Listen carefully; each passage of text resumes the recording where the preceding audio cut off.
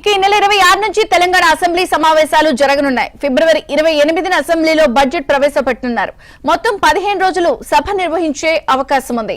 Updates Narasimharao అందిస్తారు. ఈ నెల 26 నుంచి అసెంబ్లీ బడ్జెట్ సమావేశాలను నిర్వహించాలని చెప్పి ప్రభుత్వము డిసైడ్ అయింది.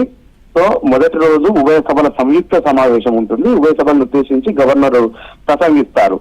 సో ఆ మరుసటి రోజున గవర్నర్ ప్రసంగానికి ధన్యవాదాలు తెలిపేటువంటి తీర్మానం పైన చర్చ జరుగుతుంది. ఆ తర్వాత ఆ రోజున బడ్జెట్ ను అసెంబ్లీలో ప్రవేశపెడతారు. సో అందుకోసం ఇప్పటికే తెలంగాణ రాష్ట్ర ప్రభుత్వము వేగంగా బడ్జెట్ రూపకల్పన పైన కసరత్తులు చేస్తా ఉంది. ఇప్పటికే శాఖల వారీగా సిఎస్ రామకృష్ణారావు ప్రతిరోజు సచివాలయంలో సమీక్షలు నిర్వహిస్తా ఉన్నారు. శాఖల వారి ప్రతిపాదనలను తీసుకొని బడ్జెట్ రూపకల్పన కసరత్తులు చేస్తా ఉన్నారు.